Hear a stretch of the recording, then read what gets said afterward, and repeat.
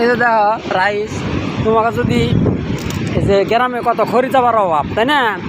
কার আগে কেরা নিবে খড়ি যাবা, অনেক খড়ি যাবার অভাব। আর এই দেখো সমুদ্রের পারে, এই দেখো খড়ি যাবা যদি ইচ্ছা করো তাহলে এক ট্রাক নিয়ে যেতে পারবা। এই দেখো বড় বড় গাছ, এই যেরকম গাছ, ও যেরকম ডাল, এই যেরকম এরকম দেখো খড়ির অভাব নাই। কত খড়ি দেখো, হাজার বিজার খড়ি আছে। যদি তোমাকেও লাগে তাহলে চলে আসো কেরালা। খড়ি তোমার কত লাগে, ধান সিদ্ধ করতে পারবা, ভাত রাঁধতে পারবা, যেটাই করতে পারবা, কেউ মানা করবো না। অনেক খড়ি আছে দেখো, এই যে কোনো খড়ি যাবার অভাব নাই। কত খড়ি লাগে তোমার, ট্রাকে ট্রাকে খড়ি পড়ে রয়েছে। কিন্তু আমাদের জায়গায় দেখো খড়ি নাই।